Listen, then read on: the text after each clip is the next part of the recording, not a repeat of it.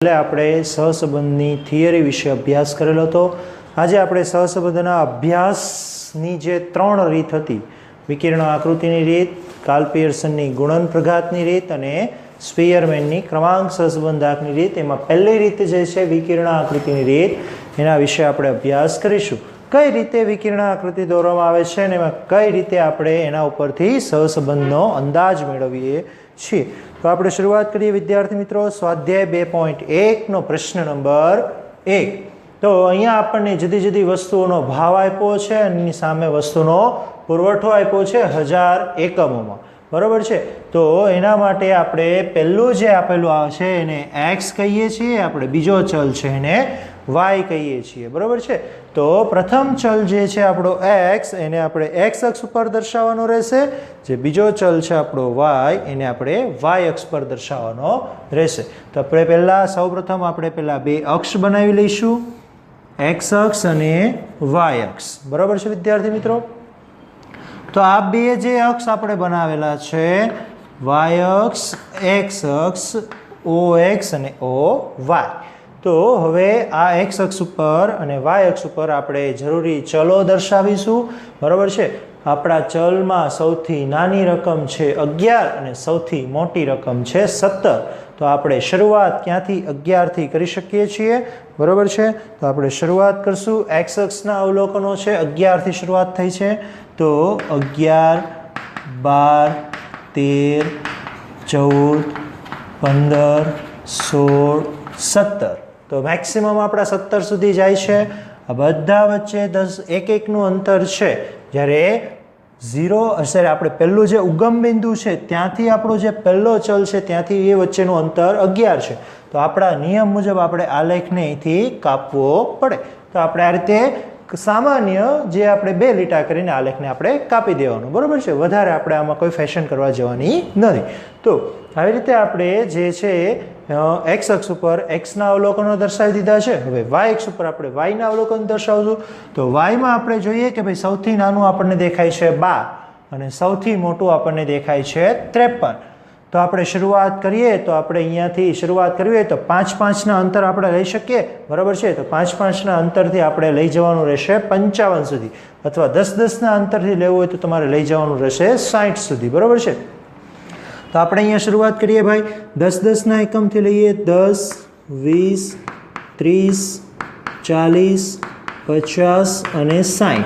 વિદ્યાર્થી મિત્રો આ આપણે એકમ દર્શાવી દીધા છે। x અક્ષ ઉપર x ના અવલોકનો દર્શાવ્યા છે, y અક્ષ ઉપર y ના અવલોકનો દર્શાવ્યા છે। હવે જે મહત્વની વાત છે તે આપણા માટે સ્કેલ માપ જરૂરી છે। તો સ્કેલ માપ આપણે લખવું પડે કે ભાઈ સ્કેલ માપમાં તમે x અક્ષ ઉપર શું દર્શાવેલું છે, તો x અક્ષ ઉપર તમે ભાવ દર્શાવેલો છે। તો 1 સેન્ટીમીટર બરાબર 1 રૂપિયો ભાવ એવું દર્શાવેલું છે। તો 1 સેન્ટીમીટર બરાબર 1 રૂપિયા ભાવ આવું દર્શાવેલું છે। તો એ આપણે દર્શાવી દીધું અહીંયા। એવી જ રીતે y અક્ષ ઉપર તમે દર્શાવેલું છે 1 સેન્ટીમીટર બરાબર 10,000 એકમ પુરવઠો। આ 10-10 નું અંતર છે આપણું, બરાબર છે ને, એકમનો પુરવઠો આપણને આપ્યો છે 1000 એકમોમાં। તો 1 સેન્ટીમીટર બરાબર 10,000 એકમ પુરવઠો આવું આપણે દર્શાવી શકીએ સ્કેલ માપમાં, બરાબર છે। આ જરૂરી છે, ગમે ત્યારે આપણો આલેખ આપણે આલેખ કે આકૃતિ બનાવીએ છીએ ત્યારે સ્કેલ માપ લખવું જરૂરી છે।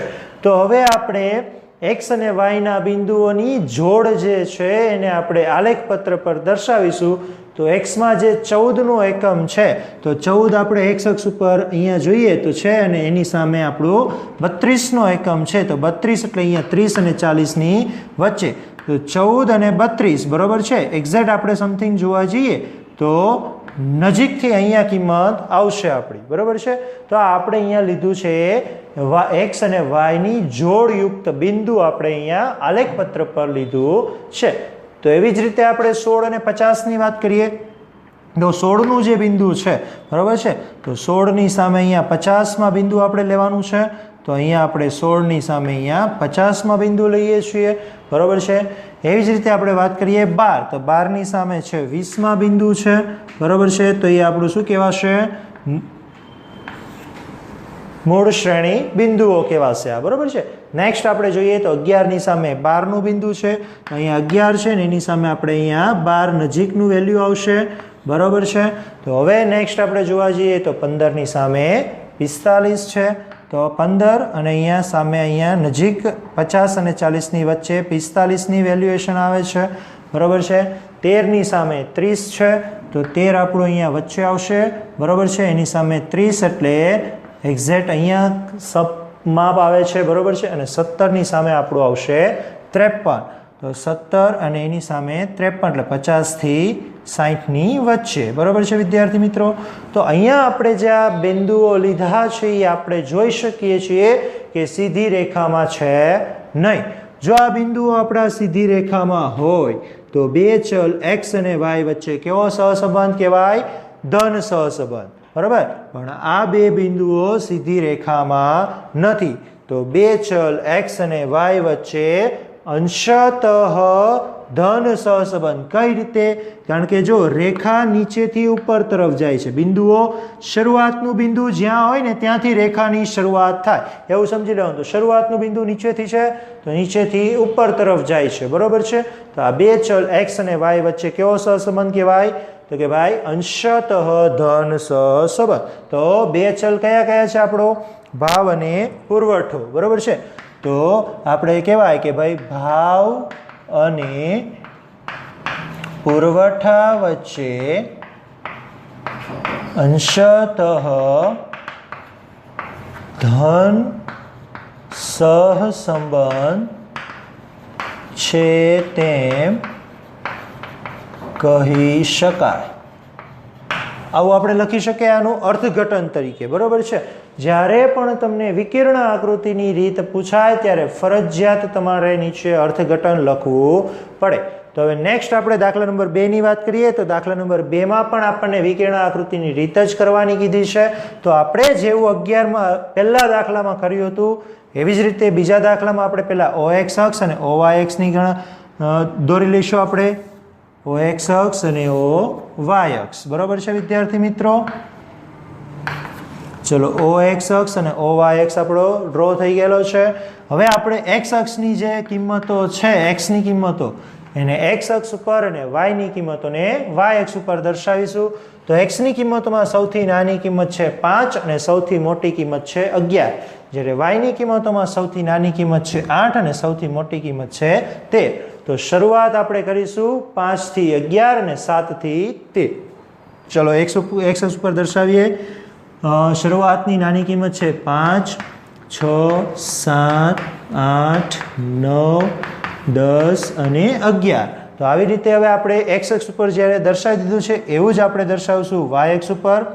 તો y અક્ષ ઉપર શરૂઆત થશે 7 થી, તો 7, 8, 9, 10, 11, 12 અને મેક્સિમમ છે 13 સુધી. તો હવે અહીંયા વિદ્યાર્થી મિત્રો આપણે જોઈએ છીએ કે બે જગ્યાએ આપણે શરૂઆત અધવચ્ચેથી થઈ છે એટલે આપણે બંને જ બાજુ આલેખને કાપવા પડશે. તો OX અક્ષ અને OY અક્ષ બંને તરફથી આપણે આલેખને કાપી દેવાના રહેશે, જેને કારણે આ બંને વચ્ચેની વર્ગ લંબાઈ આપણે અન્ય વર્ગ લંબાઈ જેવી થઈ શકે. ચલો વિદ્યાર્થી મિત્રો, હવે આપણે જે રીતે અગાઉના દાખલામાં જે શ્રેણી બિંદુઓને જોડેલા છે એ રીતે જ હવે આમાં શ્રેણી બિંદુઓ આપણે મેળવીશું, બરાબર છે. પ્રથમ આપણે 5નું અવલોકન છે, તો 5ની સામે છે આપણું 8, તો અહીંયા 5ની સામે આપણે 8માં શ્રેણી બિંદુ લઈશું, બરાબર છે. 6ની સામે છે 7, તો 6માં આપણે 7માં બિંદુ લઈશું. એ જ રીતે 7માં છે 9, તો 7ની સામે આવશે 9. પછી છે આપણે 8ની સામે 10, પછી નેક્સ્ટ છે 9ની સામે 13, તો આ 9ની સામે 13, 10ની સામે છે 12, તો 10ની સામે આપણું આ 12 અને 11ની સામે છે આપણું 13, તો 11ની સામે આપણે લઈએ 13. તો વિદ્યાર્થી મિત્રો આ પણ આપણે જોઈએ છીએ કે અગાઉના દાખલાની જેમ જ છે. આમાં પણ બધા બિંદુઓ કોઈ એક જ સુરેખામાંથી પસાર થતા નથી, બરાબર છે. અને સુરેખાની દિશા છે નીચેથી ઉપર તરફ. કઈ રીતે ખબર પડે? તો કે ભાઈ પહેલું બિંદુ આપણું નીચેની તરફ જાય છે, નીચેની તરફથી આપણી શરૂઆત થાય છે. એટલે આપણે આ બે ચલ વચ્ચે એવું કહી શકીએ કે બે ચલ જાહેરાત ખર્ચ અને નફા વચ્ચે કેવો સંબંધ છે? તો કે ભાઈ અંશતઃ ધન સહસંબંધ છે એવું આપણે કહી શકીએ છીએ. તો નીચે આપણે અર્થઘટન લખવું હોય તો લખી શકાય કે જાહેરાત ખર્ચ અને નફા વચ્ચે અંશતઃ ધન સહસંબંધ છે તેમ કહી શકાય. તો વિદ્યાર્થી મિત્રો ખબર પડી, બરાબર છે. હા, હવે બીજી વસ્તુ આપણે આ દાખલામાં એક વસ્તુ કોમન જ આવશે, એટલે અહીંયા તમને મેં કહી નથી કે આ દાખલામાં આપણે સ્કેલ માપ પણ લખવાનું રહેશે. તો સ્કેલ માપ આપણે જોઈ લઈએ, બરાબર છે. સ્કેલ માપમાં આપણે જોઈએ કે ભાઈ OX અક્ષ ઉપર આપણું શું દર્શાવેલું છે? તો કે ભાઈ જાહેરાત ખર્ચ. તો જાહેરાત ખર્ચ ક્યાંથી શરૂઆત થાય છે? 1000 એકમ છે, સોરી 1 એકમનું આપણે લીધું છે, બરાબર છે. તો OX બરાબર 1 સેન્ટીમીટર બરાબર 10,000 રૂપિયા. કયો ખર્ચ છે? જાહેરાત ખર્ચ. જ્યારે OY અક્ષ ઉપર આપણે 1 સેન્ટીમીટર બરાબર નફો દર્શાવેલો છે. 1 સેન્ટીમીટર બરાબર 1 લાખ રૂપિયા નફો. તો આવી જ રીતે આપણે દરેક દાખલામાં આપણે સ્કેલમાં જરૂરી રહેશે. તો એવી જ રીતે આપણે વાત કરીએ દાખલા નંબર 3માં. તો આના જેવું જ છે, આના જેવી રીતે જ આપણે આલેખ બનાવવાનો રહેશે. દાખલા નંબર 3ની વાત કરીએ તો તેમાં દૈનિક ન્યૂનતમ તાપમાન આપેલું છે સેલ્સિયસમાં અને તેની સામે ગરમ કપડાનું વેચાણ આપેલું છે 1000 એકમોમાં. તો આપણે વાત કરીએ અહીંયા કે ભાઈ એમાં સૌથી નાની રકમ છે આપણી 5 અને સૌથી મોટી રકમ છે આપણી અહીંયા 24, બરાબર છે. એટલે કે સૌથી ઓછામાં ઓછું દૈનિક ન્યૂનતમ તાપમાન 5 ડિગ્રી સેલ્સિયસ છે અને સૌથી વધુ તાપમાન છે 24 ડિગ્રી સેલ્સિયસ. એની સામે જે દૈનિક કપડાનું વેચાણ છે એ પણ આપણને આપી દીધું છે. તો આની જેમ જ આપણે પહેલાં OX અક્ષ અને OY અક્ષની દોરી દઈશું આપણે, બરાબર છે. તો OX અક્ષ OY અક્ષ, બરાબર છે વિદ્યાર્થી મિત્રો. તો હવે OX અક્ષ ઉપર આપણે x ની કિંમતો દર્શાવશું, એટલે કે અહીંયા આપણું દૈનિક તાપમાન છે x બનશે, ગરમ કપડાનું વેચાણ છે y બનશે, બરાબર છે. તો દૈનિક તાપમાનમાં લઘુત્તમ કિંમત છે આપણી 5 અને મહત્તમ કિંમત છે 24. તો આપણે અહીંયા 5-5 નું અંતર લો અથવા તો 2-2 નું અંતર લો તો પણ તમે પહોંચી જશો 24 સુધી, બરાબર છે. તો અહીંયા આપણે 2-2 નું અંતર લેશો તમે તો પણ તમે 24 સુધી પહોંચી જશો. અહીંયા આપણે 5-5 નું અંતર લઈએ તો 5, 10, 15, 20 અને 25, બરાબર છે વિદ્યાર્થી મિત્રો. નેક્સ્ટ આપણે વાત કરીએ કે ભાઈ ગરમ કપડાનું વેચાણ છે વાયમાં, બરાબર છે. વાય છે એ વાયના એકમો આપણે વાય અક્ષ ઉપર દર્શાવવાના છે, એટલે કે 1000 એકમોમાં ગરમ કપડાનું વેચાણ આપેલું છે. તો તેમાં સૌથી લઘુત્તમ વેલ્યુ છે 8 અને સૌથી મહત્તમ વેલ્યુ છે 70. આપણે વાત કરીએ ભાઈ કે 8ની સૌથી લઘુત્તમ વેલ્યુ છે તો આપણે 10-10 નું અંતર લઈ શકીએ છીએ, બરાબર. તો 0 થી 10 એટલે 8માં આવી જાય છે, બરાબર છે. તો 10, 20, 30, 40, 50, 60, 70. મેક્સિમમ આપણું વેચાણ છે 70,000 એકમોનું, બરાબર છે. તો આના માટે આપણે હવે સ્કેલ માપ લખી દઈશું. તો સ્કેલ માપ આપણું આવશે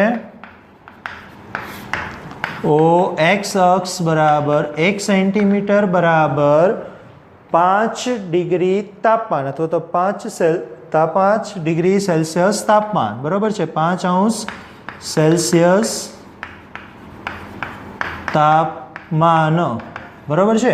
જ્યારે OY અક્ષ ઉપર આપણે વાત કરીએ તો OY અક્ષ ઉપર છે ગરમ કપડાનું વેચાણ 10,000 એકમોમાં. 1 સેન્ટીમીટર બરાબર 10,000 કપડાનું વેચાણ, 10,000 એકમ કપડાનું વેચાણ, એવી રીતે આપણે વાત કરી શકીએ. તો હવે અહીંયા આપણે આલેખપત્ર પર બિંદુ લેવાના થશે. તો ભાઈ અહીંયા આપણે 12ની સામે 35 છે, તો 12 આપણને આવશે 10 અને 15ની વચ્ચે. તેની સામે 12 ડિગ્રી જ્યારે તાપમાન હતું ત્યારે 35,000 કપડાનું વેચાણ થયું હતું. તો 12 એટલે અહીંયા 15 અને 10ની વચ્ચે આવશે, અને 35 એટલે 40 અને 30ની વચ્ચે આવશે. તો 12 અને 35 અહીંયા આપણે એનો પોઈન્ટ આવશે, બરાબર છે, એનું બિંદુ આવશે. એવી જ રીતે આપણે કરીએ કે 20°C જ્યારે તાપમાન હતું ત્યારે આપણું ગરમ કપડાનું વેચાણ હતું 10,000 એકમ, બરાબર છે. તો 20ની સામે આપણું 10,000 એકમનું બિંદુ લઈ લઈએ આપણે. 8ની સામે આપણે લઈએ છીએ હવે 45,000 કપડાનું વેચાણ હતું, બરાબર છે. તો 8નો એકમ છે એની સામે આપણે 45,000 કપડાનું વેચાણ થાય છે, બરાબર. 5નો એકમ જ્યારે છે ત્યારે આપણું 70,000 કપડાનું વેચાણ થાય છે. 15નું તાપમાન જ્યારે પણ થાય છે ત્યારે આપણે 20,000 કપડાનું વેચાણ થાય છે, બરાબર છે. અને જ્યારે 24નું તાપમાન જ્યારે થાય છે ત્યારે આપણે 8,000 કપડાનું વેચાણ થાય છે, બરાબર છે. તો 24ની સામે આપણા 8,000 કપડાનું વેચાણ થાય છે. તો વિદ્યાર્થી મિત્રો, આપણે આલેખ પરથી કહી શકીએ છીએ કે આ કેવો ઢાળ છે. આપણે જોઈ લો, પ્રથમ બિંદુ ક્યાંથી આવે છે, તો કે ભાઈ ઉપરથી આવે છે, બરાબર છે. તો પ્રથમ બિંદુ ઉપરથી આવે છે તો રેખા ઉપરથી નીચે તરફ ખસતી હશે. આ બધામાં જો પ્રથમ બિંદુ આપણું નીચેથી આવતું હતું, બરાબર છે. એટલે રેખા નીચેથી ઉપર તરફ ખસતી હતી. અહીંયા પ્રથમ બિંદુ ઉપરથી જાય છે, બરાબર છે. એટલે આ રેખા ઉપરથી નીચે તરફ ખસે છે, બરાબર છે. એટલે આ બે ચલ વચ્ચે કેવું સહસંબંધ કહેવાય, તો કે ભાઈ ઋણ સહસંબંધ. અને આ પાછો એક જ રેખામાં નથી, બરાબર છે, રેખાની આસપાસ છે. એટલે આ અંશતઃ ઋણ સહસંબંધ કહી શકાય, બરાબર છે. તો અહીંયા આપણે અર્થઘટન લખવું હોય તો કઈ રીતે લખી શકીએ કે દૈનિક તાપમાન અને ગરમ કપડાના વેચાણ વચ્ચે અંશતઃ ઋણ સહસંબંધ છે તેમ કહી શકાય. તો વિદ્યાર્થી મિત્રો, આ હતી આપણી વિકર્ણ આકૃતિની રીત. તમને આખી મેથડમાં ક્યાંય પણ કંઈ ખબર ન પડી હોય અથવા કંઈ ડિફિકલ્ટી હોય તો તમે અમને જરૂરથી જણાવશો, અમે તેનું સોલ્યુશન આપશું. તમને જો આ વિડીયો પસંદ પડ્યો હોય તો તમારા મિત્રો સાથે એને શેર કરજો. ધન્યવાદ.